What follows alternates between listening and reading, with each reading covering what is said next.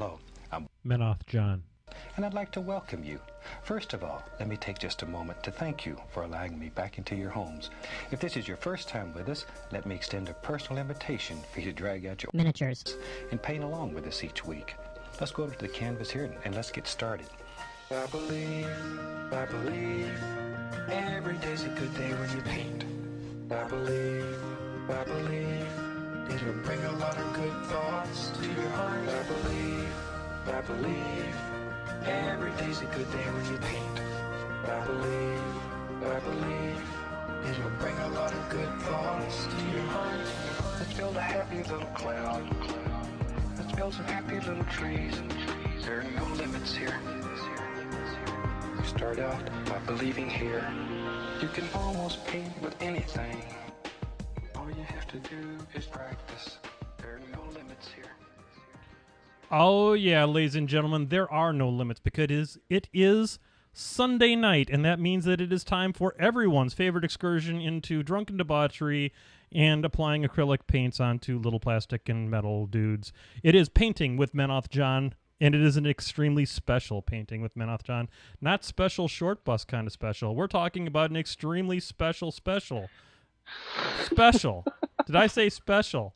Painting with Menoth John. But before we get into all that much special, we need to say hello to the co-host with the host, Mr. John Spencer. How you doing today, Mr. John Spencer? I'm doing good. How are you doing, John? I am living the dream. We are coming to you in quadraphonic Dolby 7.8 stereo tonight. New technologies, because we have a very special guest tonight, John. Were you aware we had a guest tonight? I think I heard a little something about that. Well, we had so much fun the night that we decided to take Lock and Load into our own hands, that we decided to bring back, as promised, Mr. Will Pagani. Say hello to the Brushheads, Mr. Will. Hello, Brushheads. Oh, my God, it is so freaking fantastic to have you on the show, once again, bringing legitimacy and maybe somewhere in the neighborhood of 200 viewers to the show. I'm not going to take off my shirt, however. No, I don't know. That worked out pretty well last time, John. It sure did. I just don't have an official privateer press thread to bomb and spam in order to get that many viewers on tonight. Yes, that was an exciting night for sure. That was good times. Good times. I remember some of it.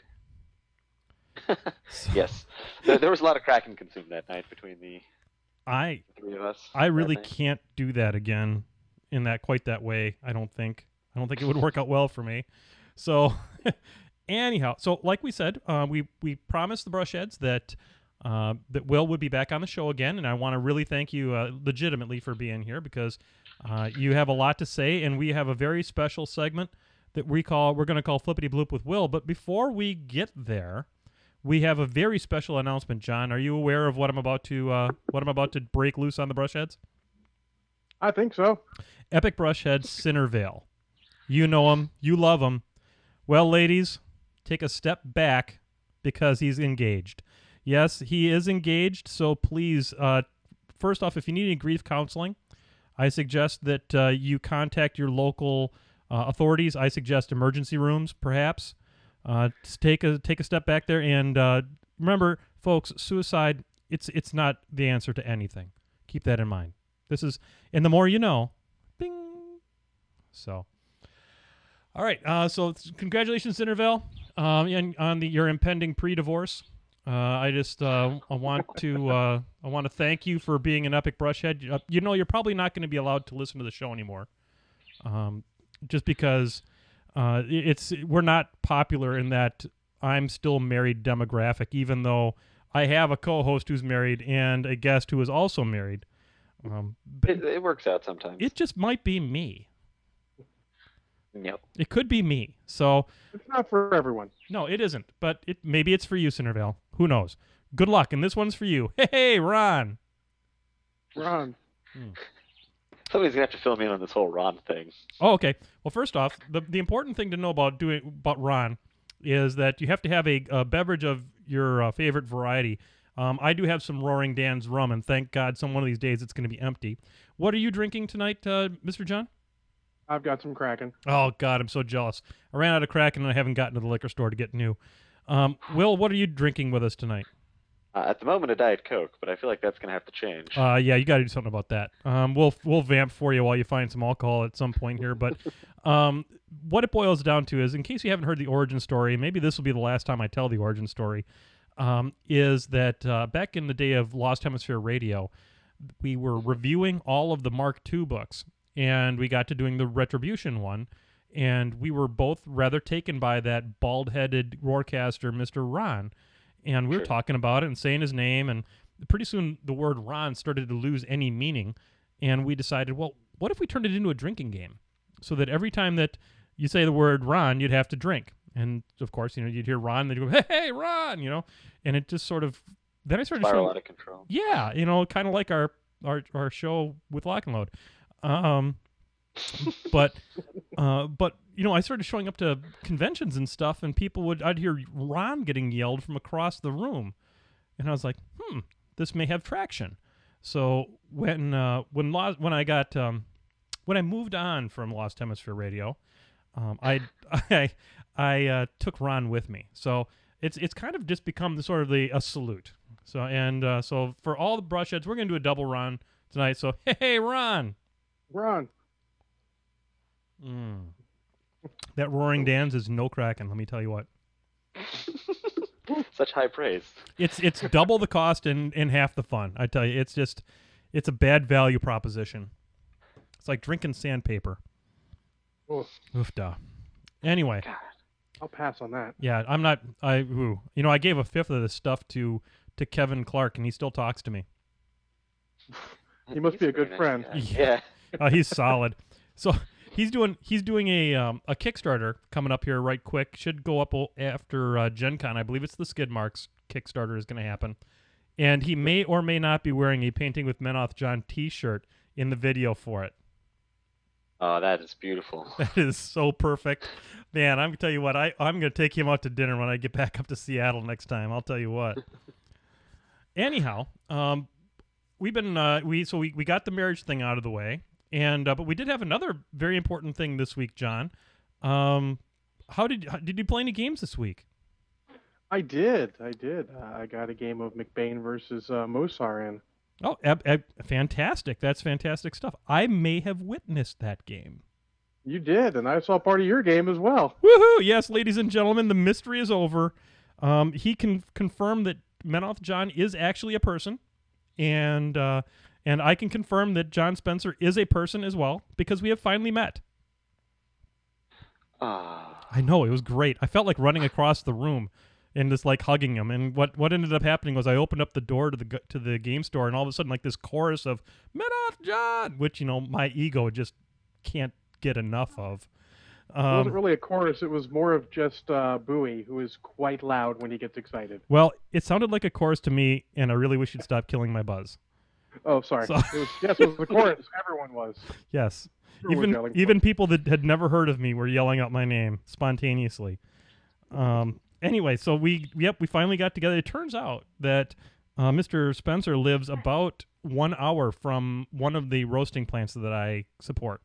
And we happened to be listening to the Warma stream, Twitch stream, and it brought it up and was like, well, for God's sakes, I should come on down. So got together with John and Bowie and Brett Painter, and everybody was there. It was fantastic.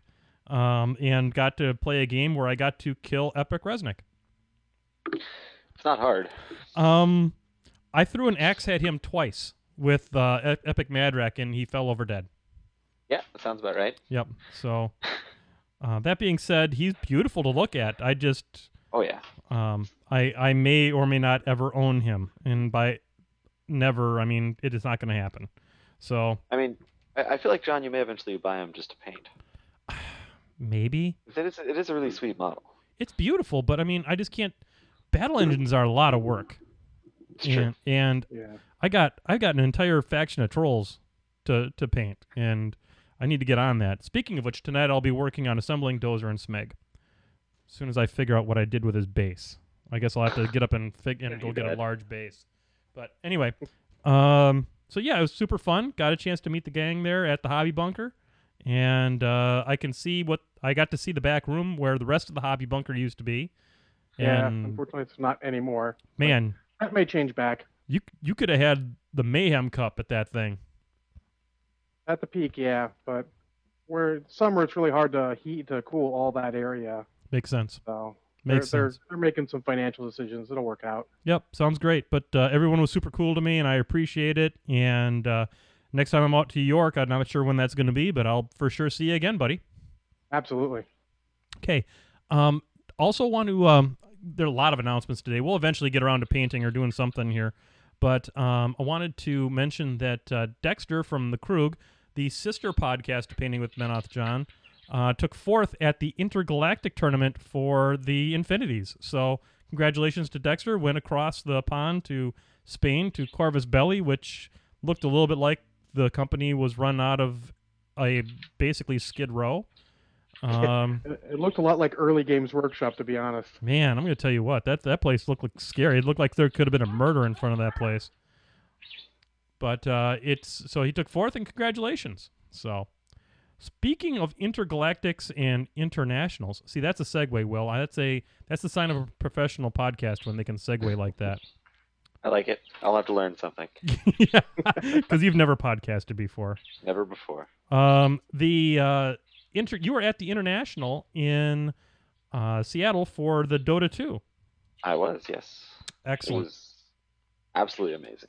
I am going to bring over Lich Lord Charles. I'm going to put one of my earphones in his ear. Here, put this in your ear, kid.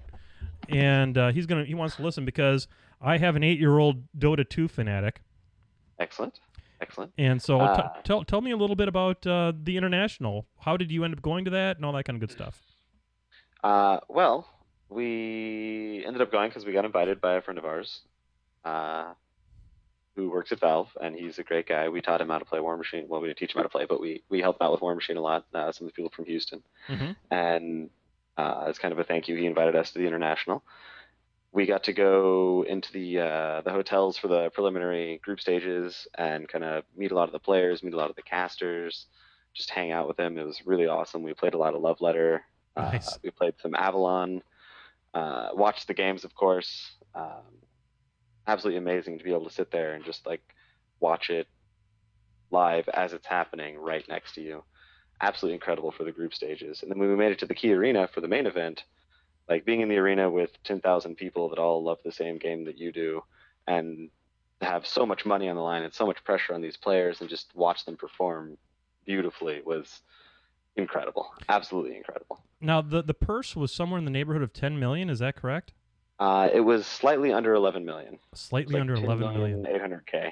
Man. First place was 5 million. I'm going to tell you what, getting a chemical engineering degree was a huge mistake. Yeah. We should all just go play video games now. Exactly, except that kind of crap didn't exist 1,000 years ago when I was, young enough to do that nonsense. The reason I brought over Lich Lord Charlie is I wanted him. He had a quick question that he wanted to ask you, and that is for a new player, someone who has, is just learning the game. Are there any specific servers or anything like that would be good for him to be playing on as he's learning the game? Or how would the best way for him to go about it? I would suggest, so there's a mode in the game that is, I'm not exactly sure what it's called, but I think it's like limited hero pool. Okay. And it takes it down from like 110 heroes or something to like 20. Okay.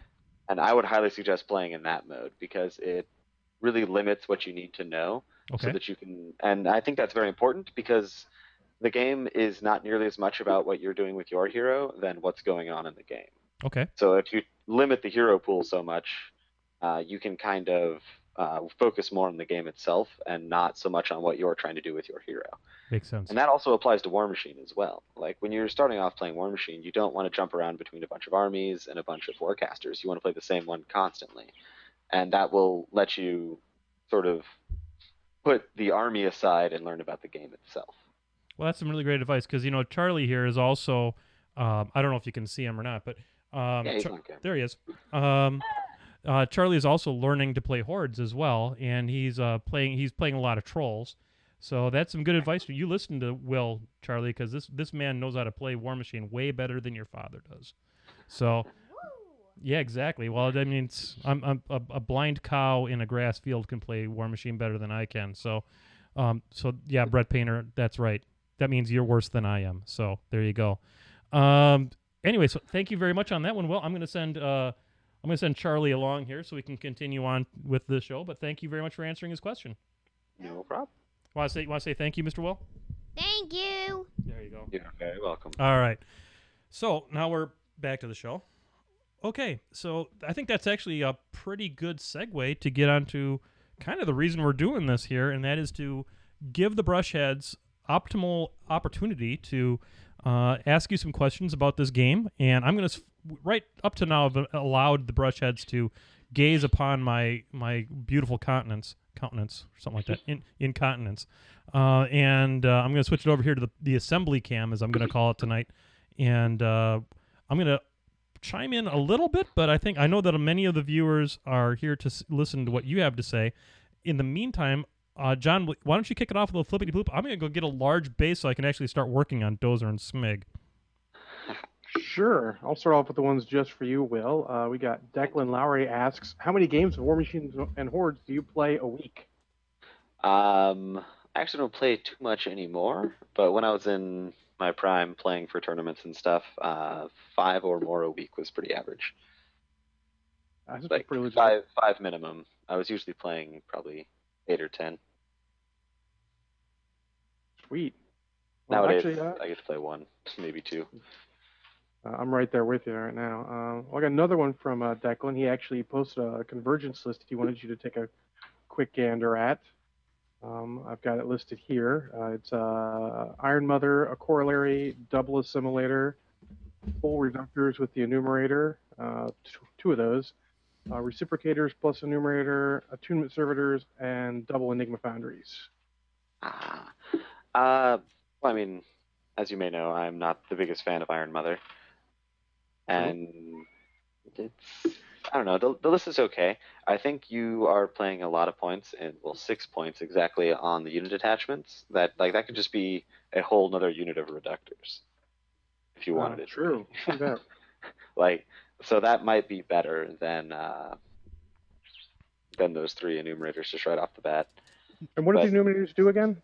Those are the spray guys with the POW 13 and clear. Oh, gotcha. Okay, yeah. You know, I hear convergence things, and all I hear is Donginator over and over and over again. So it's Donginator. So let's see. I wanted a unit of Donginators with Donginator. Yeah, exactly. Yes. So, all in all, I think a different caster could probably run a very similar list better than that. Say, Lucant, Aurora, Axis. I think all of them would run that list better than Mother. So, yeah, you have pretty much the only thing that Iron Mother's doing in that list is buffing the 2 assimilators with Fire Group, and the Rat 5 on the I can't remember what they're called. Her little servitors, whatever those things are called, that have Imperil. That's all that she's really bringing to that army. She's not really doing a whole lot with anything else. Reciprocators with the move 3 inches at the end of your turn spell. I'm blanking on its name.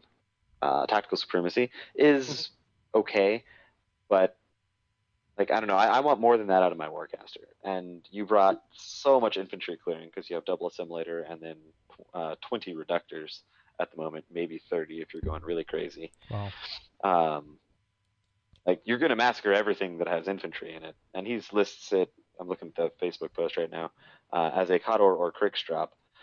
That's going to massacre Crix, but I feel like you can do other things to also massacre Crix, and I don't think it's actually going to be that great against Codor, because if they have, let's say, Iron Fleshed Iron Fang Pikemen, you're still going to have a lot of problems killing those. You can't really deal with that. And then even Kayazi, sure, you get the 2 templates every turn from assimilators, but once again, it's not super great. I don't know. I'm not a fan of Iron Mother in general, and I don't think this list has what it takes to change my mind.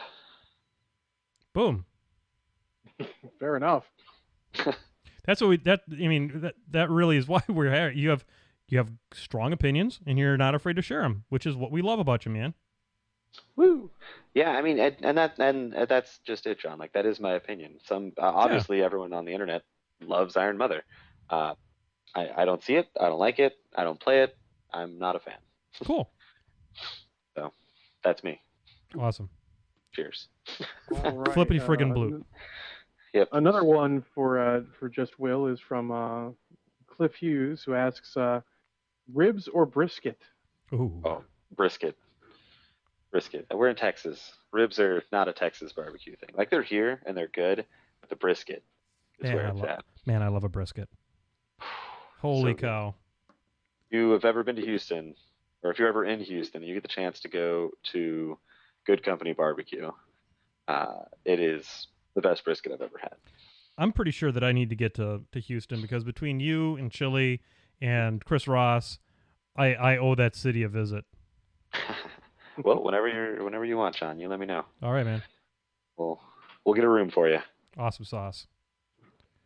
All right. Out of the chat room, Bonzi, with lots of numbers next to his name, asks, what are your feelings about the Donginator? Well, it depends on exactly what you mean by the Donginator, and if you're going with the Minoff John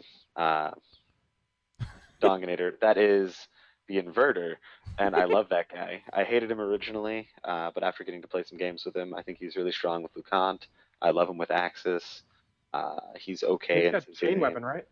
He's got chain weapon. He's only PAL Yeah. 17 on his main weapon, which is a little Yeah, meh. So you kind of got to play him with people that can buff it. Well, that's like +4 strength, basically.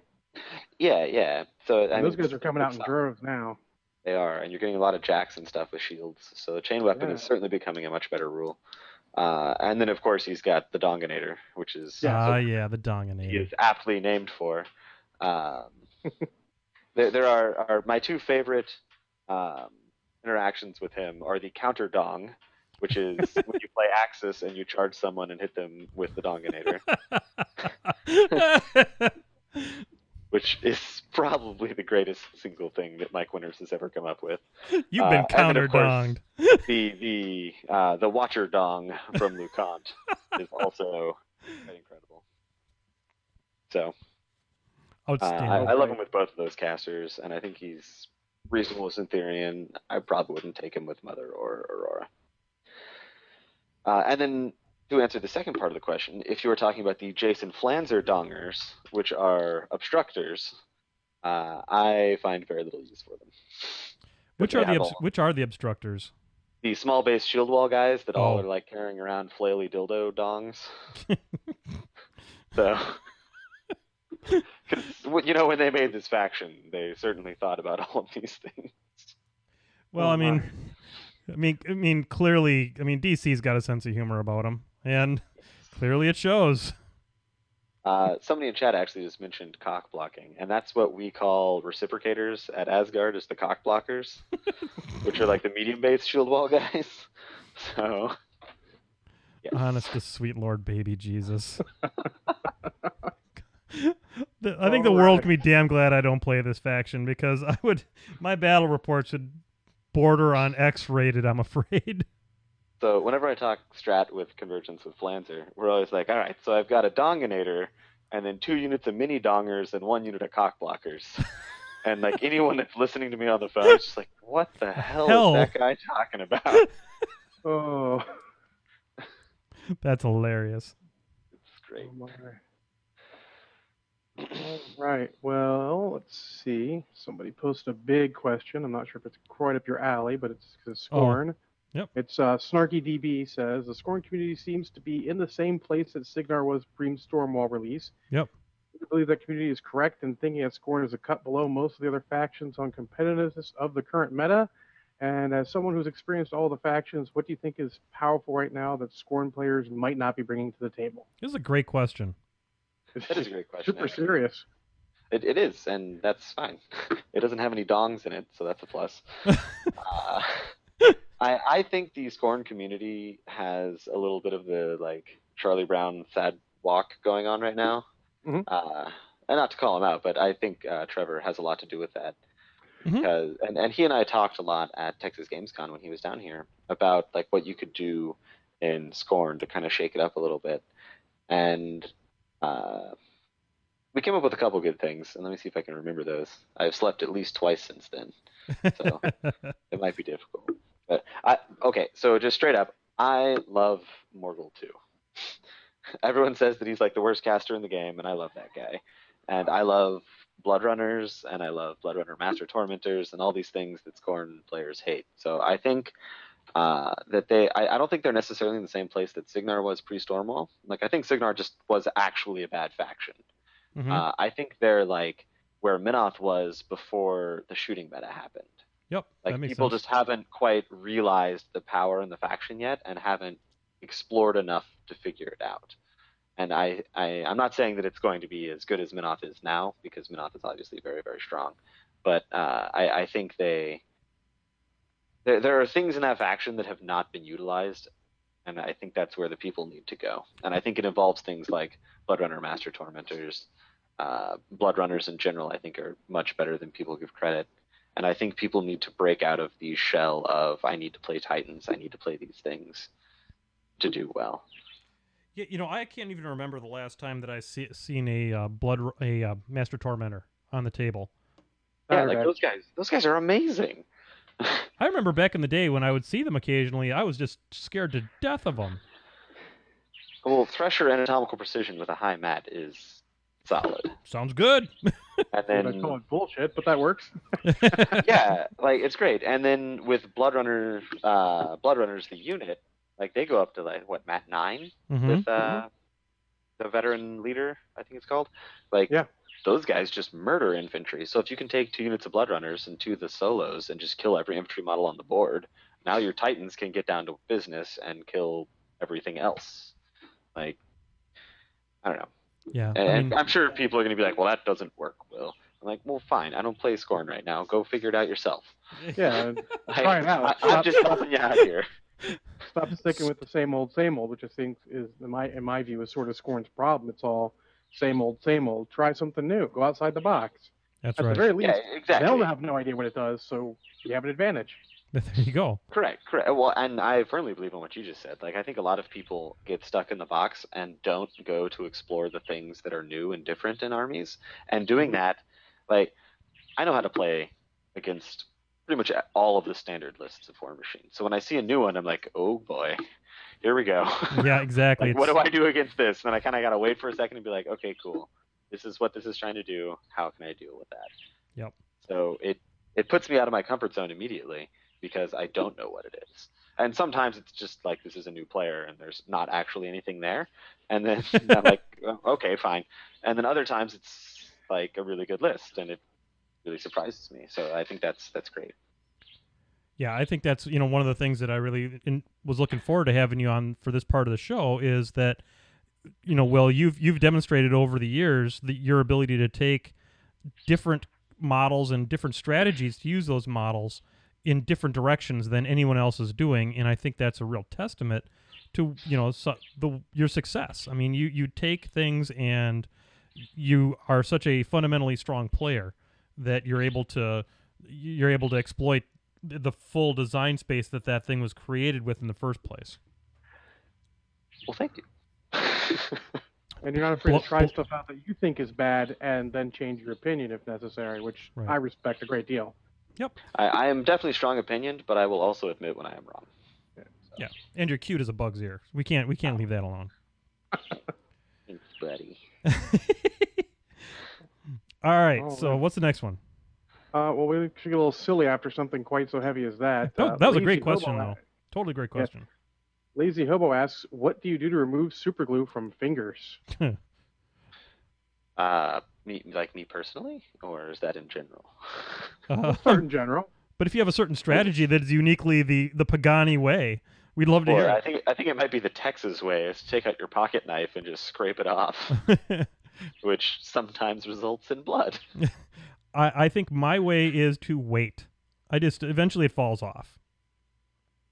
I do that a lot too. What about you, John? Steel wool. Steel wool? Yep. Probably much safer than a steel knife. wool. Yes.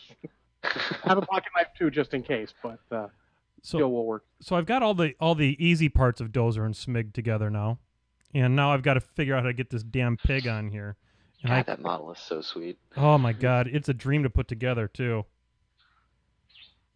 Oh, all right. right, let's get something else here. What we got? There we go. Steve Jesso asks, what do you believe are Convergence's best and worst matchups? I think Convergence is really strong against Signar, Minoth, Legion are probably the best three, which is a really good three to have as your best three. And they are probably worst against Scorn and Trolls, which is a pretty good two to have as your bad matchups because nobody really plays them. So, Or if they do play Scorn, they come into the game already defeated, and you just have to sign. You just have to sign the bill. Well, most people don't make it very far with those factions, I guess is what I say when people don't play them. There you go. So you just dodge them. Use the, as we'll call it, the crump tactic. What do you do against that? I just dodge it. Well, sure, but when you're trying to dodge Scorn and Trolls, as long as Flanzer and Trevor are not at the event, you're pretty much good to go. Well, that's like, fair. Yeah. Speaking of Trolls, what's your opinion of the Meat Mountain? It's a solid list. I don't think it's nearly as good as a lot of people think it is. I would be interested to hear what do you think are the Meat Mountain's bad matchups? I mean, it seems to me like a Crix, all the Banes kind of thing is probably a problem for it. Well, that depends on the caster because it does have inhospitable ground. True. Which is, I think, actually what makes the list work, not the warders. Yep. The inhospitable ground that makes it work out. Okay. But I mean, I don't know. I'm not particularly scared of it with Chromac and Circle. I'll take Aurora or Lucant against it in Convergence or Syntherian even, honestly. Like, I don't think Convergence is particularly upset about it. I don't know, Codor doesn't seem too choked up about it. Like, Iron Fang Pikeman, I imagine, will crush through that pretty hard. Yeah, especially with, like, Battle Lust. Like, they hit so hard. Yeah. I don't know. I think the list is a question, and it totally hoses, like, Legion and Signar and some Minoth. Yep. I don't fear it too much in Mercs, to be honest. Yeah, like, I feel like I if you have... respect it, but yeah, I can get the tools. Yeah, if you have the tools to beat it, like Iron and Holt, I think just immediately are like, well, we just shaved 10% off the win rate of this list immediately, just by this being in the army. Yeah. And Gorton Earthbreaker likes the sweep on Trolls, because, like, all right, here's a PAL 20 sweep. Yeah. And then get away. Yeah, like, I don't know. It's definitely a good list. It has its matchups that are great, but it is beatable. Like, I am much more scared of Runes of War than I am of that. Much more. And any troll player that doesn't play Runes of War, in my opinion, is doing it wrong. And you take that, Chad. I am. You take that. I am exactly 2 units of Rune Shapers away from being able to do that, and I'm just waiting for the plastic kits to come out so that they're a little bit cheaper. They are absurdly expensive right now. Yeah. Was it like $46 a unit, I think? Yep. That's a lot. Crazy. That's a lot for 3 points, boy. Yeah. I think... Oh, no. Goblin Tinker is now the most expensive per point model in the game at like $24 a point. Jesus. And I own 2. $22 or something. Yeah. Oh, my God. That thing costs $40? For 2 of them, it's yeah. only 1 point. How does that thing cost 40 points? I mean, $40. No. It's 1 point, so it's like 1 point. 20, Okay. It's like $22, I think, or 20 somewhere in that. Something like that. I didn't pay attention. I should have. Shows you how much I play the damn thing. I think it's a 2-point model. Yeah. That'd be a terrible. If it was 2 points, it would be horrible. Man, if that's but he does have a pistol. True At one point, I don't have any problem with him. He's a great charge target for Gorton, so I can feet where I want to be. Oh yeah, and with Haley 1 to repair your storm wall, and under TB like a pistol aiming, like Rad 8 or something. There you go. Then again, Signar Mercs are actually, or Signar Mercs mechanics are actually pretty good and don't get a lot of use. True, but they're 2 points, so if you only have 1 point, boom, that guy. Fair. That guy. And he has a gun. We just okay. Officially, the other guy has the POW 10 range 4 gun as well, so he has a gun too. We gotta snipe that guy. Yay! All right. Well, let's go to another silly one. Christopher Taylor says, "I made a comment, but then I took it back and deleted it." Pagani. Oh snap! Well played. That's awesome. All right. Next is the Alphabert. He says, "Nis hunters worth the hassle of assembling them." Most definitely. Yes. Most definitely. And painting. They're worth it, but oh my god. Which ones? I spaced out for a second there. Miss Hunters. Oh, yeah, they're pretty good.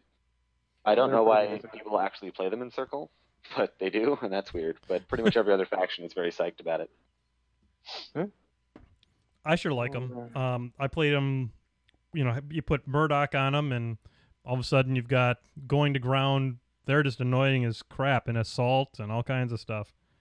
Billy's gonna hate me for this one, but he's playing a Haley 1 list designed to beat like squishy warcasters like Morvana 2 and stuff that don't camp very much. Yep. And what he's doing is, I think it's Haley 1, might be Haley 2. I don't know. He's putting Murdoch on Nis with Finn, giving them the +2 speed, and then assaulting people with Deadeye, and just shooting them with 1,000,000 speed, 1,000,000 range, 1,000,000 Nis, Wow. and killing people's casters on turn 2 with them. Thanks, So whenever Billy. you play against Billy with Nis, just be like, "Oh, Pagani told me about this," and he's gonna be like, "That asshole." That's So, awesome. Stealth. That's the answer. Yes, stealth cover. Grail! No, please. Yeah, Grail has some love in our local meta. We'll find a way to make him work. I don't Third think list. so. Third I will list. wager that you won't, even as a third list. There will Well, always honest- be a better option. I've had pretty good luck locally, so I might be able to beat some locals with it, but we'll see if I get a chance. Sure. All right. We're all about the snowflakes on the Painting with Menoth John show. All right. Well, Banian here, one of my locals, says he actually wants to hear some good Convergence Dojo. I don't think we have time for all that, but he does ask: are groups of modulators with Syntherian viable or just a gimmick? I'm running 2 on my list right now, and I think it's pretty good. You could probably do more, but I don't think it's going to be like the Griffins list in Red. Fair Like enough. it's not going to work out that way. That list just has too many things going for it. By the way, how many Griffins is enough Griffins? I would never play less than 7. Wow. That's a lot of Griffins for me to own, Ever. Will. I only have 2 on my list, but I've got 3 Sphinxes. I would never play less than 7. Fair enough. Man, that's a lot. All right. I also don't like Imperatus in that list. I would put him somewhere else. Yeah, I would put it somewhere else too. I was playing Vyros 2 this weekend on Brunch Machine, and I had Imperatus in there, and he didn't really get a chance. I was playing against a newer player, and I wasn't trying to take the guy to task or anything like that, but it worked out that the game was shorter than any of us thought it was going to be, and but so Imperatus never got to shine. But so you don't like him anchoring that synergy chain? I don't think you need him. Like, is he good there? Sure, but I'd rather have 3 Griffins. True that. And And in my using opinion, somewhere else. the Sentinels are also a weak point of that list, and Invictors are really where it's at. Because the shooting is very relevant. Like, very, very relevant. Outstanding. I'm all about guns. All about guns. Yeah, and I mean, in a list that has absolutely no major threat in it, like, and that's one of the reasons I don't want to put Imperatus in that list, is because, like, okay, that is 12 points. I can shoot that, I can kill that, and I get 12 points. Yeah. When you have 3 Griffins instead of that, they're like, all right, I have no target. Like, I just have to focus down and kill a Griffin. And for Imperatus being 3 times the points of a Griffin, his survivability is not that much higher, being the same defense and armor. Well, I guess he's 1 defense higher, but being the same armor. And he only has, like, 50% more boxes or something. I mean, even at double boxes, it's still, like, fine. I get a whole nother Griffin. So I don't know. I wouldn't put anything big in that list, because then it is like, I can kill that. Whereas the 7 Griffins, 2 Aspis, and a unit of Invictors has absolutely no large target. Oh, that's true. Nope, That's true. I makes didn't think a of ton that of sense. way. Yeah. I still might So- try the 3 Sphinxes, but we'll see. Sure, I mean, you could definitely try stuff out. And if it works for you, great. But Yeah. I'm telling you, 7 Griffins is where it's They at. make a lot of sense. And if you're in the Houston area, we suggest buying them at Asgard Games. Asgard Games. But if you're That's not right. in Discount Games Limited. If you're not in Houston, you have to try them out at Discount Games Incorporated, the official sponsor of the Painting with Menoth John show. and my official sponsor as well. Oh, no Oh, kidding. damn. Cheers, Discount Games Incorporated. Cheers. Outstanding. I hate putting this damn smig on this dozer. I'm going to tell you what. That's what It's- she said? Uh, Does that apply here? I'm not sure. it works for me. It's applicable at all times in all cases. So now we're having an exercise in how do you get super glue off your fingers, because I'm now glued to smig. There we go. Maybe if I held him upside down. All right, hang on. Anyway, so flippity bloop. All right. Well, another one from Declan Lowry doing his best Brett Painter impersonation. Hey, we love that guy. We got to keep Brett. We got to keep Declan on my side because I'm going to overseas, and he's Irish, and I'm kind of afraid of him. All right. This is just for Will and Mel. John, of all the factions you play, who, Warcaster, Solo, Jack, or whatever, has the best gun you like and why? Ooh, go ahead, Will. Oh yeah, just throw me under the bus first. Okay, I'll go first. I play more factions than you. I'll go fast, and then you can then you can throw up. I love Gunbjorn's gun. I wish he was a better caster, but I love his gun. POW 14 with snipe on his card, and then if you build him with a list like how I'm running him, where guided fire makes some sense. I had 2 crit devastations go off in the same game, and I felt pretty awesome about that. I don't think I won the game because I was running 4 winter trolls. But I have a new version of the list that has no winter trolls. That sounds like a better list. I think it'll be better. But so this is a true story. So one of the Brushheads, one of the locals here, I don't think I'm going to call him out, but his name rhymes with Brian Bulp. He beats me with Butcher 3, and I'm running the Gunbjorn 4 Winter Troll list. And then he gets on Facebook and brags about having his streak is alive. I'm like, really? You're going to drop the streak is still alive after you beat a guy playing Gunbjorn with 4 Winter Trolls? In the words of John Damaris, Brian, you have my full attention. Nice. It won't happen again, I promise. All right, I'm gonna do my top 3 favorite guns. Super sweet. My first favorite gun is Fissure from Karchev the Terrible. Oh my Oh, god. Because nobody realizes that you can reload that with Reinhold because it doesn't make any sense. And it Oh my causes God. knockdown. It's horrible. Yeah, it's a spray 10 POW 12 knockdown that you can shoot twice a turn with Reinhold. You can reload that thing? It's a ranged weapon. Oh my god. Okay, that's So- broken. That's my favorite Karchev trick taught to me by Jason Flanzer. My second favorite has got to be Butcher 2's gun, because when you shoot anything with it, it just makes your whole army go crazy because you killed something. So that's awesome. Mm-hmm. And then, while we're getting into the more ridiculous, sarcastic Will assholeness, my third favorite gun is Ancillary Attack on Assyria, because Hyperion has the best gun of any Warcaster. So. Yes, he does. That's pretty awesome.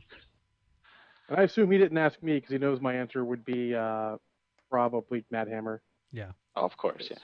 That's easy. So it might be the mule. By I the way, love the mule. Brushheads, there is no such thing as a specific question for a specific person when you put in a question to this show.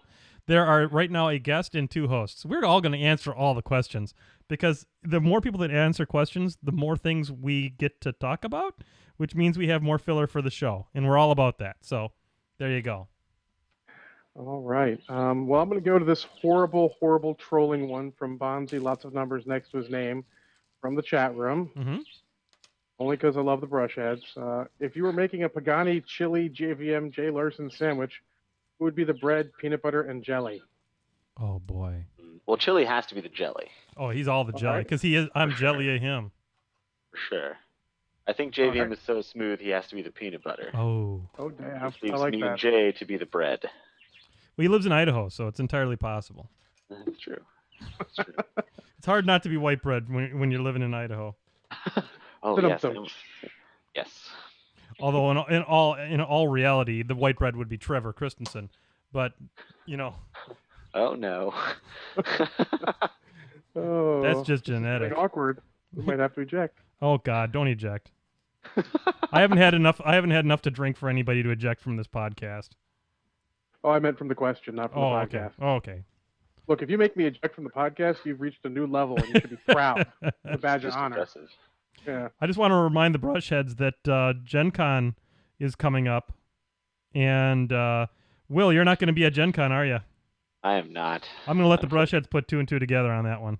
Yep. Good luck, Privateer Press. We're coming back. We're going to be bigger and better than ever. Because I didn't get a cease and desist. That means it was okay what I did. Well, I don't know if it was okay, but it was amazing. It wasn't illegal. I have to warn the Brushheads, though, that I can't get that drunk again. I mean, literally, physically, I can't. I mean, I feel like you could. You just shouldn't. I'm not going to. I'm just going to put it that way. That's fair. Well, I'll try and keep you out of trouble since I'll be able to make this one, since I won't be running in Super the sweet. third of 3 events at my store. Nice. So that sounds good. All right. So anyway, so where the hell were we before I changed subject?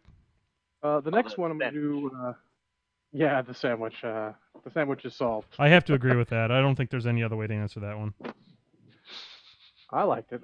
So we've got 2 similar ones here. Eric Defoe asks, out of the upcoming releases, which one are you looking forward to the most? Okay. I think it's got to be the Inflictor for Crix. That's a game changer for that faction. It really is. Like, it's the first Jack they get, like, maybe ever. The first non-character Jack they get that is like a legitimate war Jack. Yeah. Meaning, like, it's not just like a steaming pile of poop. Like, it does things. It's aggressively costed. It has good special rules that are all relevant. Like, yeah, I think that guy is going to be amazing. He really fits into my Gorshade 1 list that I'm still completely and utterly in love with. He makes Mort Nebra. I mean, Mort Nebra's been getting a lot of love recently, thanks to Tom. But like it's very, very good in that list as well. I love that guy. I just want to say, as for Tom Guan, I love that guy. He is so super sweet, and I'm so happy that he's doing well and really making his mark right now on the Crix. Yeah, I think he qualified last weekend, right? Yes, he did. Yay! Hooray! I know.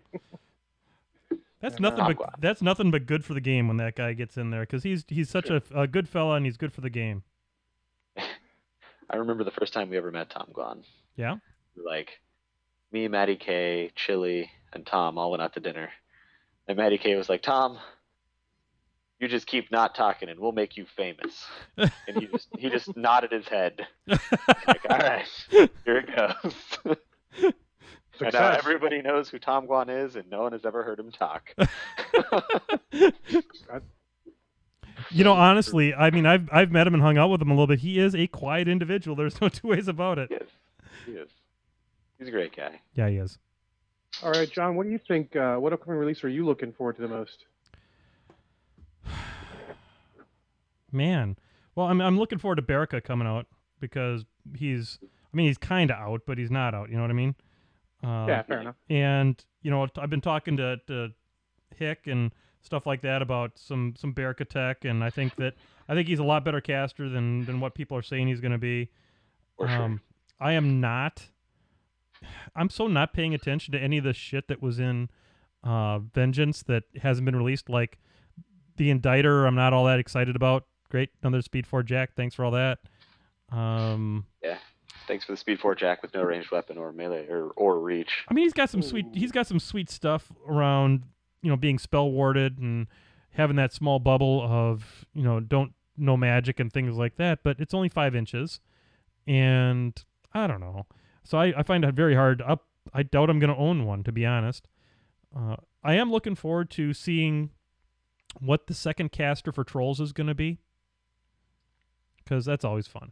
So I'm sorry, I'm just so balls deep in the Trolls right now. I can't really see past the end of my regeneration or snacking. I thought you were going to go a completely different direction with that. Yeah, well, the balls deep and see past the end.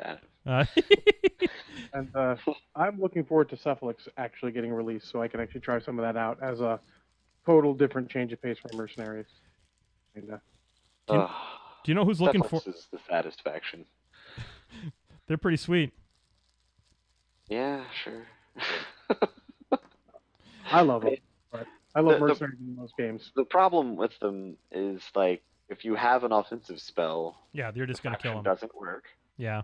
If you have Bestial, the faction doesn't work. If you have Purge, the faction doesn't work. Hmm. Like that, it's just I don't know. We'll talk about that another time. Yeah. There are just so many things that totally bone Cephalix. So when does Cephalix release? August. August? Yeah, next month. So soon. Well, we are looking forward to having you on the show again, Will. I mean, this is something we'd like to do monthly or however often you want to come on, and Sure. maybe we have a special how to bone Cephalix section of the thing, just so we can put it out of put the faction out of its misery early. Well, so I mean, I like the idea that they did it as a mercenary contract instead of a standalone faction. Yep. Because it really throws a bone to the Merc players. And then they immediately release Iron Gauntlet, where you basically can't play Cephalix. Yeah. Yep. Yeah. Like the only way you can do it is through some really stupid list choices in your other three or your other two. You could, Like, but you have to work really, really hard for it. I don't think it'd be worth it. Yeah, and it's going to totally hose your other two lists to do it. Yeah. So that's ridiculous. And then, I mean, once again, it's nice that it's Mercs so that they don't have to continue releasing things for it. Because just from like a business logic standpoint, like War Machine has to slow down. And you've seen that by things like Convergence and Retribution and now Cephalix. Like they cannot keep just pounding out new things for all the current factions.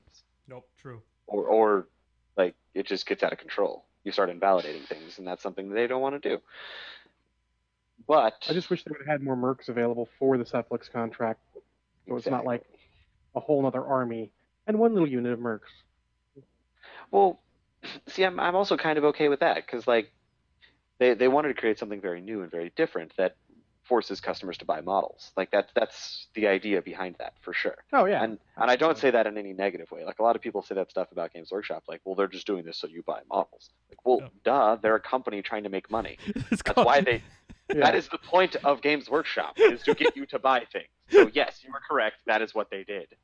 But Games Workshop goes about it in very the wrong way. I think PwMJ has done it in the right way, where they give you an optional thing. If you want to do it, you can, and that's great. But I don't know. I think Convergence was the right amount, and Cephalix was the wrong amount. Like Convergence is its own faction. It is all very powerful. It is playable at a competitive level. Cephalix, on the other hand, like we have 3 heavies, 3 units of infantry, a solo or 2, and a warcaster. Yeah. Like, you can't. There's no options. Yeah. It's third list at best. The only 3 list well, I guess Masters is 3. Well, officially Masters is 3 list, but everyone still runs it as 2. But like, there's no variety. You can't, like, when you play Cephalix, you just play Cephalix. You just take all the models that have the word Cephalix in them and shove them into a list. Yep. Fine. I don't know. I think they could have released like 1 more Warcaster and maybe a couple more units or something, and it would have been a much bigger release because it would have been more interesting. There would have been more options. So I think they kind of messed up a little bit on that one, but hopefully they learn their lesson, and the next one will be great.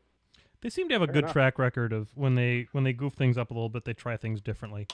Yeah, well, if you look at like Retribution to Convergence, right, that's certainly happened. Yep, exactly. Yeah. That was when Retribution came out, that army was horrible. Oh god. When Convergence came out, it's amazing. Tell the guy that's got the entire faction how bad they are. Let me tell you. Oh, I know too. I bought it all as well and painted it all. Yep, right me away. Too. But that's Imperative sitting right here, that I'm going to eventually paint this week. I mean, I think Retribution is starting to get to the point where they are like becoming real. Like they're becoming something that can be played at tournaments and not have people laugh at you. Yep. So that's good. Like that's great. I won TimbleCon earlier this year with them. Like I think we're getting to that stage where this is a reasonable faction, but it took 5 years, 4 years. Oh, let's see, 2010, I think, right? Yep, 4 years. 4 years. Yep. 4.5 years. Like it's that is not the proper I don't know, shelf life timing for a faction to become good. Doesn't seem like it. Yeah. God. But whereas Convergence, the complete opposite. Like they came out, they're awesome, they're playable straight out of the book. We're good to go. Like people can buy Convergence and not feel bad about it. So You know, that Sure. means that I've been podcasting for going on 4 years, off and on. I think that puts me at 3. Jesus. Okay. What the Yeah. hell have I been doing with this for I've all been this time? podcasting longer than I've been playing the game. Nice. Oh, God. There you go. And you're better at the game than I am. So what does that tell you about me? I've probably been playing miniature games longer than you have. That's though. probably true. You got that, Probably that It's been a while. you got that whole Games Workshop thing going on. Yeah. I'm Another game. almost the same age as Warhammer Fantasy. Can I just put that in perspective right quick? Wow. How I'm old only is like Warhammer Fantasy is 26 years old, I think. I'm 27. You're 27? Yeah. Would you like follow the dead for a few years, man? I mean, you look I Look, mean, man. I look younger than you do. When you party this hard, John, Man, I'm going to tell you you what. party this hard. Man, you've done a lot of living. Indeed. It's That about is- mileage, not age. Flippity bloop. On that note, I'm actually, if I were to make it to War Machine Weekend, I would be qualified for the senior store. Good man. I'm so glad All you're right. not you're not going to be in the seniors tour. Will, I have a chip and a chance. Got a while before Will shows up for that. Plenty Yeah, it of time is. to establish your dominance. Yeah. All right. Someday. I appreciate how you're kind to your elders, though. Respect. Nice. All right. Given Well, where to. Tim Can Sniper had asked, which of the new jacks from Vengeance, other than Imperatus, do you think will have the most impact? And I think Will already answered that, and Yep. I agree with him. Yep, I agree with him too. Yeah, the I don't Inflictors. even like those other jacks that much. They're all pretty horrible. I think the Grolar is interesting, but probably bad. It's stylish at the very least. Yeah, I see. The Grolar is one of those jacks that just like poops all over Meat Mountain. Oh Because yeah. it's like you like freeze them with freezing grip, and then you just like rail a million POW 12s into them with a Grolar. I don't even know what POW its gun is, but it's a relevant power gun. It's a POW 12. Yeah. So with Ion and Holt, you just put a whole bunch of POW 14s into them. And, That seems bad. yeah. There. And that's what I'm saying. So like, okay, so you damage them. They're armor 19. Podor has a million ways to kill the stone, so they're not going to be in that. Like, relevant. Yeah. All You right. could Well, find- also on the similar subject, Killax 1988 asked, "What do you hope Exigence will bring to the Hordes factions?" I don't know. We already know they're getting Journeyman, which I think most of those are not particularly great, or at least not on the same caliber as the War Machine ones. Like, I think a lot of the Hordes factions are kind of maxed out on the number of War Beasts they can run, Yeah. Yeah. and then these new Journeyman Warlocks let you take more, but you don't really want any more. Yeah. Like It's War funny Machine 'cause wanted more focus. Hordes doesn't really Yeah. want more Fury. that's exactly what I was going to say. You know, the having focus on a solo is awesome because you don't take a jack. Having Yeah. Fury on a solo, you got to Not take a as beast. Yeah. I There's do a thread like, right now in the Circle forums about how people want to run Una as a solo and then like cut every turn with her and heal her with shifting stones. I'm like, this Wow. might actually be the worst idea I've ever heard. That's super corner case. Like if it worked out that way, awesome. But you're limiting but her it doesn't, place and you're horribly. using your shifting stones, which are like the most important thing in a Circle army, to heal a 3-point solo that doesn't do anything. yeah. Oh, It Like- I seems lose like, a shifting stone all the time, so I'm used to just having them heal after a certain point. but it seems like so much Well, work. sure. Yeah, It's so much work. positioning for almost no reward. Yeah. for a range 8 POW 10 boostable gun, which Yeah, is exactly. not good. Like, whatever. I don't care. Like I would take any other gun in the I'll take a Wold Watcher instead. Sure. Like, I mean, Una with a Rotterhorn is sweet. But, like, Yes. just Una? No. Yeah, no. No. Don't do I even like the thought of Una with a Scars foam. I'm not sure how well that's going to work out, but It's alright. Like, I think the Rotterhorn was really, like, straight up made for her. yeah. I kind of like the melee potential of the Scar spell. I wish he had something like Overtake or Sidestep, something to get those 3 attacks working, but Sure, sure. oh And well. I don't know, Watcher is really like surprisingly good on her. Yeah, We if you remember it. well, I said in the don't game I forget your played. rules. Yeah, in the game I played, Bowie totally forgot to use Watcher when I ran a Chaos Eliminator right up there towards her. Yeah, yeah. So I don't know. I love her with you, Kruger, but we're kind of getting off topic. Fair. Well, What I expect out of Exigence, um, I don't know. I'm really looking forward to the casters because I think they bring the most change. Bradigus, who oh I've been yes, informed I am required to call Old Gus. Um, old Gus. Fair enough. Old Gus. We'll get that going. Gus. I'm really looking forward to that guy. I don't know if you guys have heard the spoilers were not particularly well spoiled from Texas Games Con, but he is confirmed to only be able to take wolves in Okay. his battle group, and he has synergy. So it is absolutely confirmed that that exists, huh? That is gonna be the most 100%. broken shit ever. It's well, so I don't know. If you think about it, like wolves are really expensive, so you can't take a whole ton of them, and there's none of them with reach yet. Maybe there will be one in Exigence, who knows? And reach is what really abuses synergy because it True. lets you get places and stuff. But synergy in hordes, Oh my god. Yeah, like wetting my pants. yeah. Yeah, you get So, to you get to the midnight. you get to the end of that damn synergy chain, and you're just getting a billion super high value attacks. well, I mean, even if it's like you take, let's say you take like Megalith and 2 Wold Guardians and like 2 Wold Watchers. Like even at like synergy 2, like you're Yeah. now Mat 8, POW 19 on Wold Guardians. Yep. Megalith is at 3, like is very respectable. Like I don't know, I think that caster, not knowing anything else about him, is going to be one of those casters that could have an absolutely bonkers theme force. Like if they're like all wolves cost 1 point less and like get +2 speed on turn 1, I will like throw a happy party and instantly switch back to circle. So Is that what are you actually playing these days, Will? I'm playing Convergence currently for WTC stuff. Okay. Very excited about those lists. I think they're very interesting. I think most people are not going to be able to see them coming, so I'm very psyched. We will not be spoiling that, but I'm excited.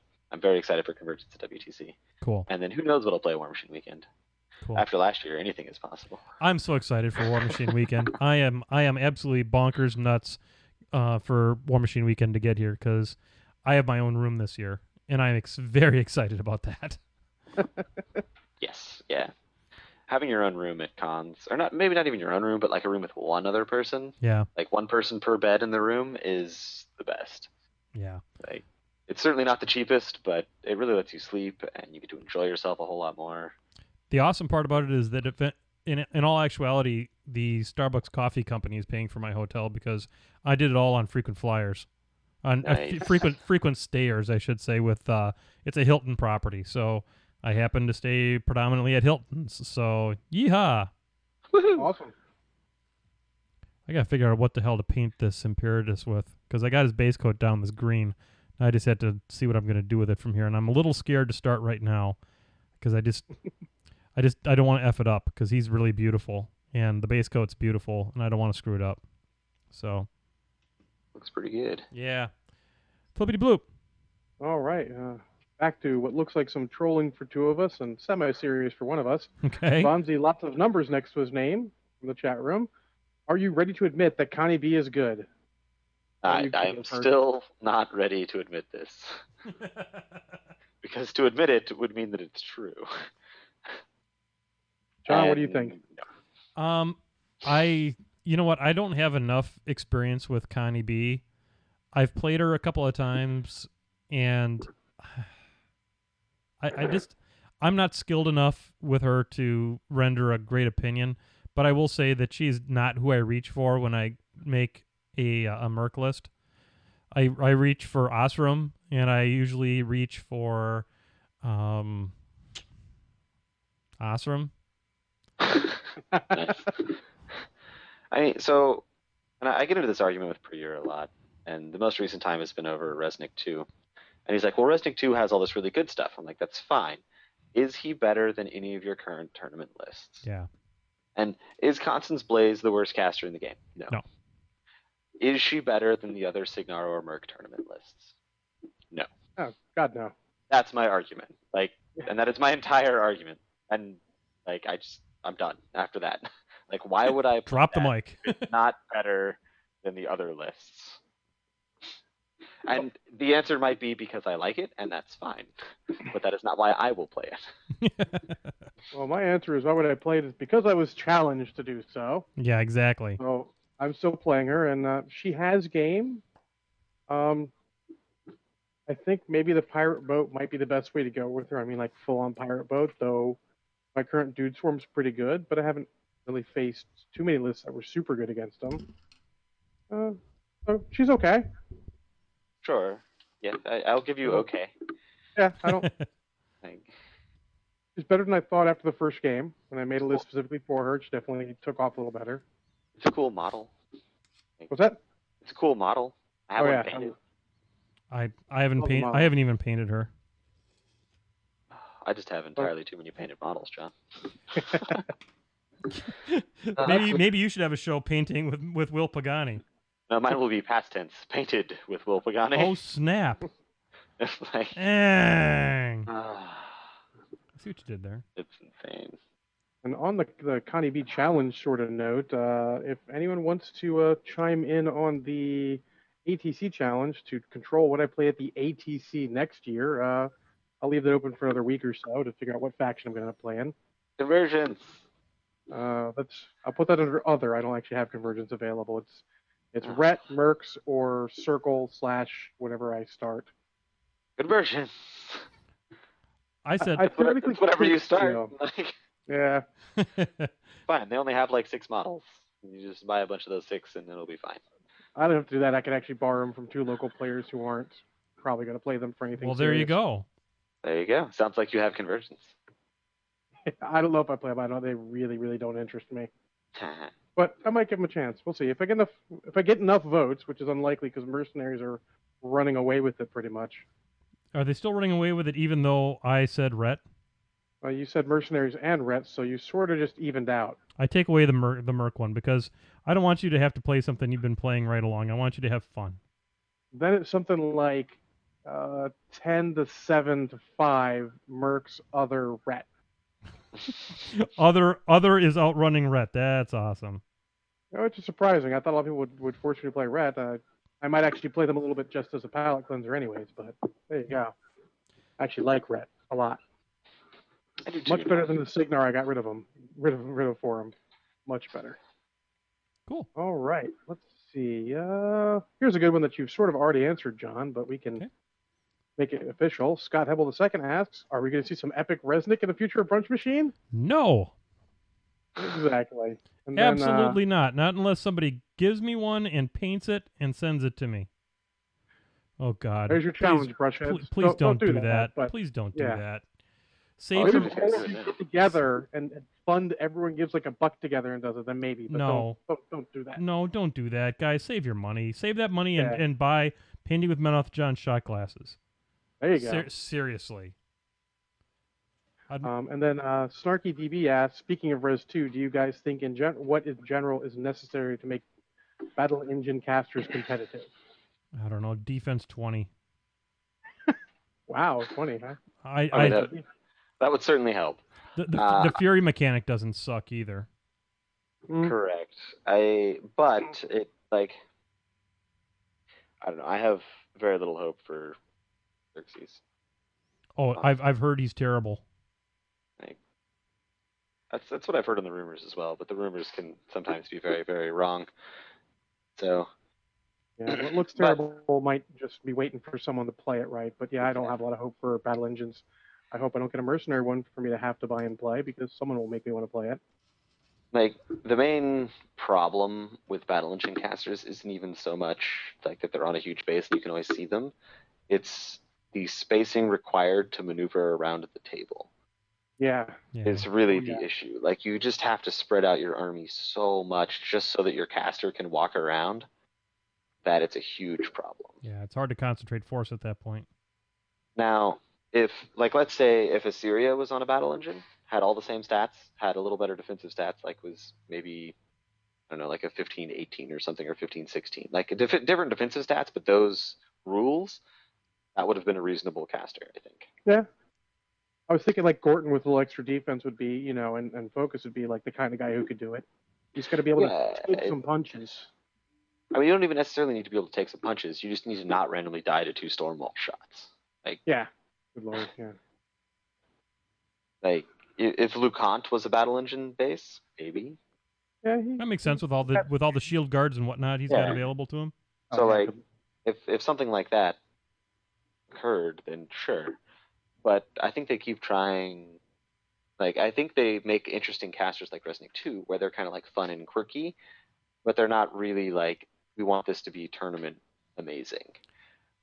So, like Lilith 3 is kind of the same idea. And if Resnick had gotten the full rack rule, it's still they really couldn't give that to him either because because the Devout sits in the same faction. Yeah, that'd have been too much. It would have been too much, and I don't know. I'm very disappointed because I love Resnick as a character, and I was really hoping that Epic Resnick was not going to be what he turned out to be. I mean, the problem with Epic Resnick is that he's a melee caster that is a battle engine. Yeah. Like Lilith you definitely just cannot a have shooting that. caster, yeah. Yeah, at least Lilith can stand back and shoot stuff and has Windwall. Like, they obviously have figured out, hey, if they can get shot, it's a problem. So, like, Resnick has the rack rule, Lilith has Windwall. Like, fine. All right, we understand that you guys have figured this out. Now figure out how to make them do something. Yeah. In addition to maybe not dying. When I was playing Brett Painter, when I was out in Maryland, he did some. I think he was not as aggressive as he could have been with Resnick, and we were playing God, what is it? The outflank, which is the 2 circles, and I had committed my Fenblade package to one of the circles, and I was playing Epic Madrak, and I committed everything else to the other side, and I think that if he had been actually more aggressive coming in there, it probably would have been better for him because he could have tore up the Fenblades pretty good, and then it would have been hard for me to redirect my force back around to the other side. So that's one tactic, but against so many other armies, it's not going to work. You're just going to die. Yeah, and I think that's one of the major issues with like the melee-oriented one, like Resnick, is that he's not harder to kill than a regular warcaster. Like, he's still like a 14-17? Yes. Yeah. Like he still just dies. Like, I think it was Chili was playing against Pretty Ear playing him, and he got to him with like a Demo Core and a Iron Fang Pikeman and left him with 1 hit point. Yep. Yeah, believe it. Like they, I don't know. They just need to do something to make them more survivable. Because if you want a guy on a chariot to walk up there and punch things, he needs to not instantly die back. Yeah. And there are pretty much only drawbacks to being on a battle engine. Yep. There are pretty much no bonuses for that base size. Like, okay, I can't be knocked down. Fine. Oh, I can't be made stationary. Fine. That's really about it. I can't be pushed. Like, it's pretty much straight up a drawback, and I don't think they're currently compensating properly for that drawback. And I'm not sure how they could. They'd have to do something totally innovative, I think, because rather than just piling more armor on, which has its own problems, there's not much they can do. Correct, yeah. And being on that base size just it creates so much like real estate in front of you that like things can come here and stab me that I don't know. Well, plus you can't hide in melee. There's too many good rules you can't use anymore. Yeah, now you can't be engaged. You don't get elevation. You don't get cover. You can't be on a hill. Like, there's just a million things. Yeah. I'm not sold on pretty much any of them. I think we've talked enough about that turd. Fair enough. Got another serious one here. David Wanke asks, what are some basic / tactics for using ambushers? He's been trying to use bog trogs with Callus and haven't had much success with them. So we had a serious question from a gentleman with the last name of Wanke. Actually, it's mispronounced. It's wonky because Yeah. this is a guy from my local area here, and now his screen name makes a lot more sense as Wonky Kong. Wonky Kong, like Donkey Kong, yeah. Yeah. Okay. So I like it. All It's right, not just as funny, checking. though. Just checking. I actually used a lot of Bogtrog ambushers with Morvana 1 back in the day. I'm not sure that there actually is a trick. It's just kind of pop them out on turn 2 and start running into their backfield. Yeah, just It's funnel really what stuff you should do. towards the middle, because if they're Yeah. thinking about it, they're going to overthink and congregate to the middle. So I would love to have someone like Mad Hammer or any army with a bunch of AoEs, so you can try and just cluster them together and just drop the bomb on them, so to speak. Sure. You can also use it to spread out your army. Hmm. So if you have Bogtrog ambushers on the side and you have, say, like a shooting unit, like, I don't know, Striders from Legion, you're playing Callus, and you put them off to the side and things run to engage them, Bogtrogs have like a good 10, 11, 12-inch threat range off the board edge. So you can use them with Powerful Charge to unengage those models and then continue your flank. So I like that kind of stuff. I think it makes sense to use them for at least a little bit to help figure out where your opponent might be getting ready to put their caster, because it does force your caster to go towards the middle. And if you've got some type of an assassination run you want to pull off, at least you know that with those Bogtrogs, they don't dare bring it to the side, lest they die. Yeah. Yeah. Sure enough. I like Bogtrog ambushers. I think they're a very underused unit. I'll tell you what, I definitely want to try them. my guys back in Logan would tell you that they just did nothing but strike fear in my heart, because it seemed like for some reason whenever he'd bring them on, I'd either whiff at them for some reason or something terrible would happen. Of course, it just might be that I suck. Maybe. All right. Here's an easy one for you, Will. Bonzi asks also, are you going to play an Iron Gauntlet this season? I am interested, yes. I've played in one so far. I don't remember how I did. I was pretty drunk by the end of it. They had $2 Shiner pints. Like, come on. I guess I would have probably been hammered too. I had like 7 or 8 in the first 3 rounds or something. It was amazing. Good man. But I top 16, so I have a couple points now. Yes, I'm planning on playing. Excellent. I have a couple points already. I'm going to be missing Gen Con, so that sucks. I will play in a War Machine weekend and TimbleCon and all those good things coming up, though. All right. What else we got? We're not going to do it on this show, but it'd be interesting to hear your thoughts on how you build your lists and how you move towards that 75, and do you practice the 75 and all that kind of stuff. We can do that on a future show. I think we actually already have a Road to War episode out on that. Or no, it hasn't come out yet. But it's coming back. Road to War is returning. Spoiler Nice. alert. Flash announcement. Road to War is coming back. Nice. Another painting with John exclusive. Yes. We're good like that. Are you going to be on the Muse feed or no? You're going on DGI, aren't you? No, I think we're back on the Muse. Okay. Nick's taking care of it. I don't know where we are. I just said I'll come and talk. You guys figure it out. And Nick is actually off the podcast. He has too many responsibilities with his kid. Yeah. So it's me and Chili and a very nice gentleman named Adrian from Seattle. Oh, you're going to have Adrian Fennell on? Yeah. Yay! Yeah. So we're having a good time doing that. I'd listen to that show. It's been a lot of fun. A lot of fun. We have one episode recorded. We're probably going to record another one pretty soon. And I don't know when our episode's actually going out, though. I'll have to ask Nick. Super cool. When you guys are ready to legitimize your podcast, just give the Podfather a call and I'll be on as a guest. Sounds good. All right. I got another one from the chat room, but I didn't add a name to it. Sorry, guy. He's a new player, and he wants to know what's the best way to learn what other factions models do. I think the best way to learn, honestly, is just to play. Like, you're going to get housed by models you don't know, but that's the best way to learn what they do, is by losing that game to them. And, like, a lot of people are like, well, you just go read the faction books. And sure, some people can learn that way, but models also do a lot of very different things that are not necessarily obvious from what their rules are in the book. So I would suggest just play as many games as you possibly can. And yeah, you're going to lose some, and it's going to suck, but that's honestly the best way to do it. You'll get more information from every game you play than in anything you read anywhere else. I can't learn what a model does just by reading it. I just can't do it. That's why I've consistently lost since 2008. Well, John hasn't won a game since 2008. That's not entirely true. I'm actually at like a 73 or 75% win with the trolls. Nice. Yeah, I may have found my home. I actually agree 100%, but I also throw in listen to podcasts if you got the time and watch the battle night, the battle reports online if you get the chance, because you will get to learn from everyone else's mistakes and shenanigans. Might I? So- Playing is the best.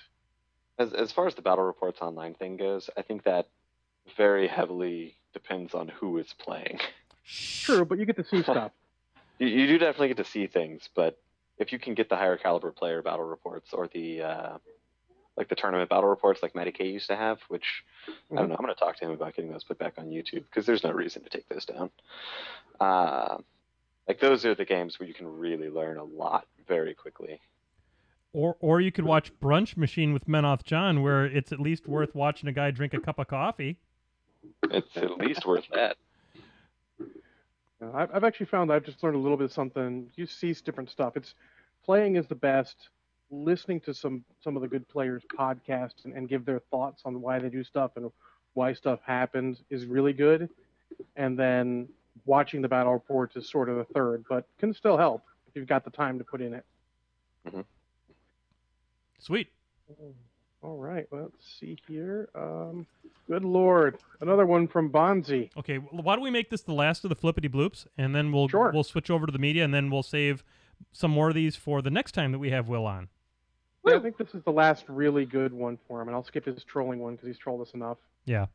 This is actually a pretty good one. Is which faction do you feel is the bigger easy button, Signar or Crix? And along with that, why do you think with fewer high-level tournament wins with said easy button lists than with harder casters such as Goatvana or Lucant?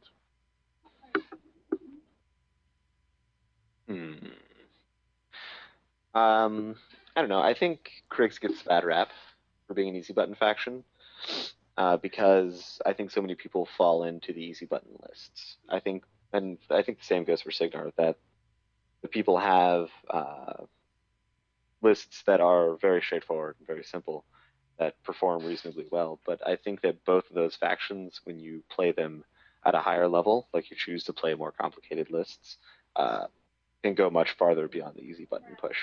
So I'm going to go with neither are the easy button faction. But if I had to pick, it would probably be Crix because Mike Winters managed to win a game or two with them. So, wow. Yeah. I feel it's sort of like the GW thing. A lot of people come from GW, and those two armies are the closest sort of ones you get to playing an actual 40k army in there. You got lots of melee like orcs or Khorne, or you got shooty like Marines or whatever. And I think that it's a mental thing. People think that, but I mean, I'll joke that Crix is an easy button. I think it's just easier to get to mid-tier with them, and then just as hard to get higher as any other faction. Sure. And I think people don't win more with those factions because the higher caliber players understand how to beat those things very easily and do not lose to them, essentially. Yeah. Sure. Like, people tell me that Epic Haley is like the best caster in the game and that she's impossible to beat with blank, and I don't agree. Like, I mean, I got very lucky in a game against Epic Haley at WarGamesCon because I was an idiot, but like, that's my fault. That's not that Epic Haley is so good she's unbeatable. That's because I was an idiot. So I think all of these like go-to easy button lists that people think are unbeatable are only those that way because they haven't put in the time to learn how to beat them. And that's why you don't see like Signar winning every major event and Crix winning every major event with 30 Mechanothralls on every list, because while they are strong on paper, when you start playing the game, you can get outplayed very easily with those lists. 30 Mechanothralls is a positioning frickin' nightmare. For your opponent, not really for you. Like, you just run them all. They're command like 6, so positioning, not really a problem. I suppose. Cram them in this little circle and run at them. Yeah. So is that it then, John? Should we call it a wrap for this one? We'll call it a wrap. The rest are either very weird or not necessarily will-centric ones. That's nice. You know, at least we managed some extremely weird questions out of the group. So thanks. Yes. That was super fantastic. I'm gonna pour myself a glass of rum because that was a great segment on that one. Thank you very much on those, Will. No problem. Where's my rum? There's my rum. This stuff's garbage. Oh my god, it's so bad. Yet you still drink it. Yeah, you know. What are you gonna do? There. I'm not gonna clean your engine block with it. Seriously. I'm not. This is I might have to retire this crap. Anyway, so for a great flippity bloop segment. Hey, Ron. Ron. So we Brushheads, we just have a few more things. We're not going to go the full half hour on the media section here like we are wont to do sometimes. But we'll touch on a few things. I'm entirely sick of putting things together and painting them, so I'm going to switch over to stare at my beautiful face cam. Boom. And so let's talk a little bit about Will, you saw a real piece of cinema here this last week. Certainly, yes. It was most certainly a movie. It was on a screen. There were people in it. Yep. It's called Snowpiercer. I think it had a storyline, though I'm pretty sure the actors didn't know that. And so the story of how I watched this movie is I was at my brother-in-law's house and we were like, let's find a movie to watch. So we put up Snowpiercer and some horrible movie with Scarlett Johansson in it that turned out to be horrible. I know which one. Under the Skin or whatever. Something like that. It's naked. Oh, that's true. Yeah. Hello. Right at the beginning, bam, nice. All right, this movie's horrible. And then I don't remember what the third movie was. We were like, Snowpiercer looks really good. So we sit down and we start watching it, and it's like a post-apocalyptic movie where they're on a train, and then they have to go to the front of the train to kill somebody so that everyone can get off the train or something, but it doesn't work because there's an ice age outside, so if you kill the guy at the front of the train stops working, and then everyone dies. And so that was kind of the premise of the movie, and it just went downhill from there. Oh my god, I don't understand how this movie has a 90% rating on Rotten Tomatoes, because the acting is horrible, the storyline is completely not reasonable, and it's not even campy and fun. It's super serious. So it doesn't understand that it's a shitty movie, but it's a shitty movie. And that's the worst kind of shitty movie. At least a movie that's bad, that doesn't take itself seriously, you can work through. Exactly. So Lucy, which you saw, John. Yeah, wow, that's the segment. Oh, wow, that was great. And that, John, is called professional podcasting. Dang, stay tuned to you. So I'm going to go ahead and dissolve here. I found this. Except you didn't give it a rating, Will. You got to rate it. Number of shots of Kraken. Number of shots of Kraken to be able to reasonably watch?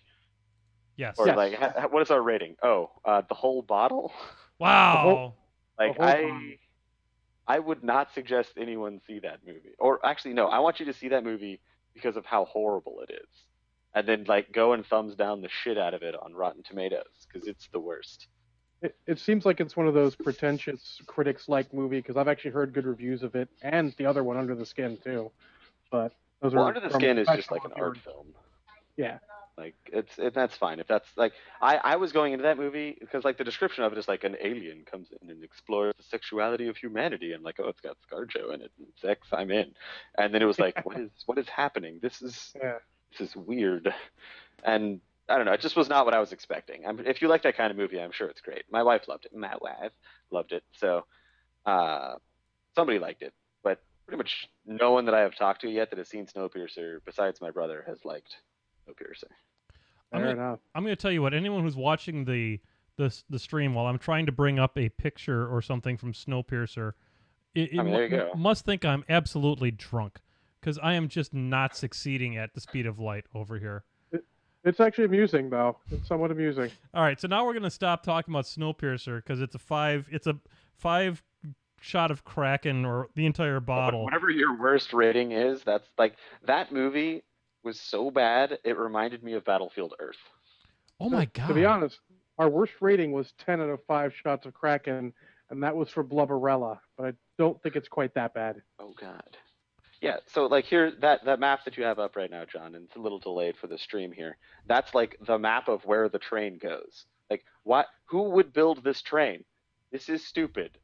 Now there's women. I'm confused. I, I don't know what's I going am on so now. glad that cut didn't bring us to pornography. I'm just really glad that didn't just there. Now we got Lucy up there. I'm gonna stop touching the buttons. Jesus. Oh my. Worst video cast anywhere. Look out, Geek and Sundry. I'm coming for you. Jesus. Anyway, so There enough you about Snowpiercer. Let's talk about Lucy. Okay, the first thing you have to realize about Lucy is that Lucy is a film by Luc Besson. And it has Scarlett Johansson, which, I'm all in favor of. Does not get fully naked. But she does get drugs implanted in her that unlock the more than the mythical 10% of our brain that we allegedly use. So it is It's completely false, by the way. Oh, absolutely. It's just like a number a guy made up one time, and the inarticulate, unwashed world glommed onto it and thought, "Oh yeah, that must be the case." I think that my dog uses more parts of her brain than people who believe that there's 10%. Anyway, so Lucy is once you realize it's a Luc Besson thing, I think he does a very nice job of the editing and the directing on it. It's got a lot of callbacks to some of the sequences in the Fifth Element when he is when Lilu Dallas Multipass is figuring out that humanity is a big bunch of shit and why should I save them anyway? And I thought that was really well done, but it's it's a little bit derivative. That I'm not going to give any spoilers on it. It's a little bit derivative. The ending on it's pretty derivative, but I appreciate the movie and I did have a good time. And I saw it in one of these new theaters that has the big leather reclining seats, and that is a nice way to see a movie. Let me tell you what. I think even Snowpiercer might be slightly less ass if I was in a very nice large reclining leather seat. So that is certainly true. Like maybe if I was really drunk when I saw that movie, Mhm. it would have been awesome.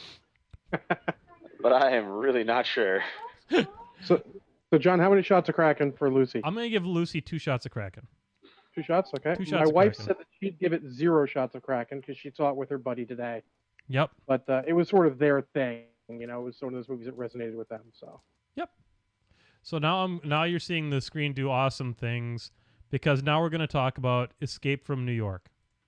Indeed. I realized that I had not watched anything other than more Red versus Blue this week, so I popped in and Escape from New York's right there on the front page of Amazon Prime, so I hit that up. Nice. And, now, some of these things are going to sound really negative. I'm going to start with I love this movie because this is an old movie and you have to have different standards because the graphics and some of the technology they use is so old, it's hilarious. Oh, I love this movie. He's got the radio with the huge antenna he has to pull out, which is super hilarious. At this point, it's comically large. It is comic, and at one point, Lee Van Cleef has this radio, like they used to use in like World War II. It's just huge, holding next to his head, and it's hilarious. But once you get that out of the way, and get the kind of unreal premise of Manhattan being turned into a prison out of the way, you can really enjoy this movie.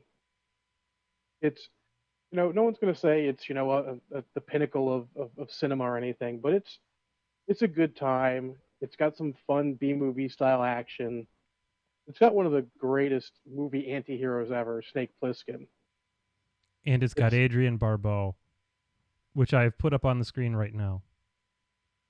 Very well. Yeah. Does it have her? It has Adrienne Barbeau, which... Yep. Adrienne Barbeau. She doesn't have a big role in it, but she's there. It's got. She has a couple of big roles in this movie. Oh boy. Yeah. I would wager, John, she has at least 2 adjudicators worth of roles in this movie. Ah, yeah. Ah, yeah. Anyway. As normal, I took notes, but I won't go too far through them. it's definitely fun. It's definitely a sort of style over actual substance, but it's got enough style to go around. It definitely gives you the idea of a sort of post-apocalyptic, the world's breaking down in Manhattan sort of feel to it. All right. Uh, So important question time. Which one's oh, better, Escape from New York or Escape from L.A.? bite your tongue. Escape from New York. New York? I Escape don't from know. LA. L.A. has Bruce Campbell in it. It's not enough to save it. I That mean, may it's very well be, but it's still not Escape from New York. It's at true. parts it's a shot for shot remake at parts of Escape from New York, That and is true. and almost every scene that's shared is better in Escape from New York, with the exception of the end, which is legit. The ending of L.A. is much better, but I Yes, think the it's entire awesome. rest of the movie is better in New York. I Yeah, would agree. it's got a couple scenes. I mean, there's some cool action with like Snake Plissken casually shooting a guy, shooting guys without even looking or even paying them much mind. Kind of cool. The scene where he's cornered and does this whole play little Bangkok rules, throws the can up, shoots all the guys, and then says draw after it hits the ground. Yeah. Those couple scenes are awesome, and that scene in particular I love. But yeah, Escape from New York way better. Other than that, I can't and even repeat some of the stuff that's going on in the chat window right now because yeah. because of the Oh, Barbeau pictures. oh, oh my lord. Yeah, you're right. So anyway, let's move on from Escape from New York and let's talk a little bit about Mad Max Fury Road. Oh, jumping ahead again. Sorry. 1.5 shots of Kraken. Oh, sorry, dude. Ah. 1.5?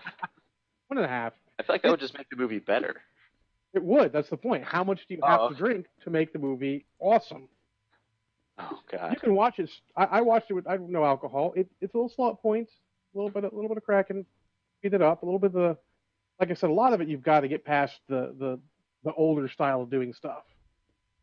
And little Kraken will help that. But it's a great movie. I love it. And I hope they make a good remake, not a bad remake like they're talking about. I don't know if you can remake Escape from New York or L.A. Like honestly, Probably should just leave it I alone. I don't think it's possible. Probably You have to just get ought to the- leave it alone. Yeah. So, Fury Road, yes. Mad Max Fury Road. But to be fair, I feel the same way about Mad Max, so I feel like this is going to be a catastrophe.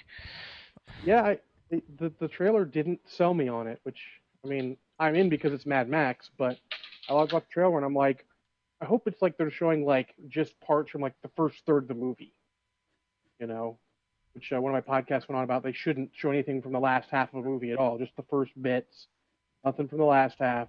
Just hook them with that. But I'm cautiously optimistic, but the trailer didn't do anything for me. I'm I'm pretty actually watching the trailer right now.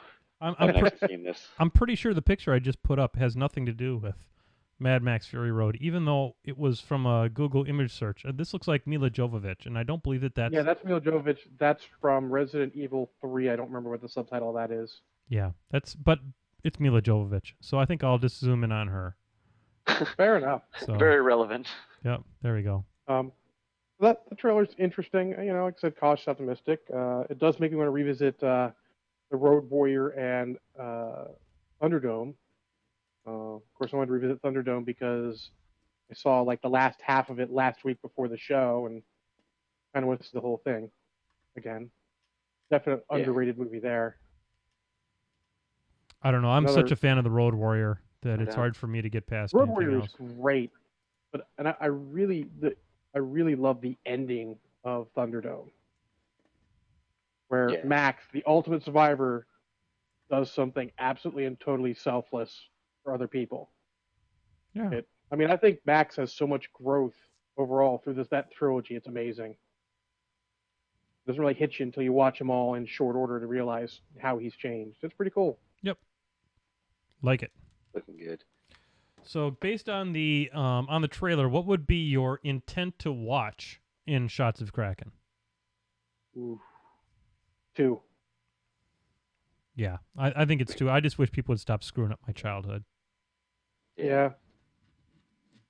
But next week, John, I don't know if you're going to see it, but I will guaranteed have a review of Guardians of the Galaxy because I'm seeing that Friday. I'm leaving work early. Oh, I'm gonna have. I will see it. I just need to figure out if it's gonna be okay to take my kids, and if it's not gonna be okay to take my kids, I need to find a babysitter. Marvel movie. It should be. It should be PG-13 at best. Yeah, I'm really hoping because, man, I need me some Rocket Raccoon. Yes. I love that guy. It's going to be awesome. The latest loot crate just came with with Rocket Raccoon 1 in it, Oh, and it is amazing. He might be my new favorite superhero. it's my favorite for a while, or one of my favorites for a while. Yep. All right, so I just finished watching the Mad Max trailer, and that looks awesome. You guys are crazy. Okay. I'm gonna go watch that movie for sure. I have not Zero watched shots it. of Kraken. Zero There you shots. go. Watch it. Cool. Well, remember the age difference to us, Will. Mad Max is really a part of our childhood and Sure. not necessarily so much yours because it was a classic movie for you. That's true. That's true. But no, it's good. I love hearing the different takes on it because sometimes I'm just overly critical. And Yeah, well, sometimes I mean, I'm just an old curmudgeon. The movie might be crap, but the trailer makes it look sweet. It definitely looks gonna have action. I will see it at some point, but Yeah. oh, and now Bonzi is going on about screwing up your childhood. What about Michael Bay? What Michael Bay has done to every good cartoon yeah. in the 80s? By the way, the new Teenage Mutant Ninja Turtles movie is gonna be the worst. That is gonna give Howard the Duck a run for its money as the worst piece of filth ever put on film. Woo! Shots fired! Yeah. Shots fired! It's gonna be so bad. Screw that movie. And let's face it, the only reason that Howard the Duck will edge it out is a young Leah Thompson. Like, there's been a lot of talk about Howard the Duck recently, and I don't know why. Saw it. Not that good. Stop saying it's a classic from the 80s. It was overlooked. No, it's a terrible not. movie. It's a terrible movie. It's not good. It's bad. Well, folks, Don't watch it. we're going a little bit on the long side here, so I think we'll probably wrap it up. But Will, I want to thank you so very much for coming on the show. You're very welcome, John. I'm happy to be here. Yep, and would love to have you on again. I know that Road to War is bringing it back on the Muse Network, so that'll Absolutely. be super fun to watch. And look forward to seeing you at War Machine Weekend. Yeah, I will definitely be there. We're planning on casting the RG finals, right? Yes. For So Gen Con? yep. So those of you who are listening to this, we're just waiting to get the announcement from Privateer as to what they're going to be podcasting and when and all that kind of stuff. But Will Pagani will be joining the Painting with Menoth John broadcast team to bring you an alternate audio source for your Iron Gauntlet stream watching flavor, I guess. And it was wildly popular. If we get over 300, the pants off is still an option. So we're gonna see what we can do as far as how many people we can bring onto the podcast.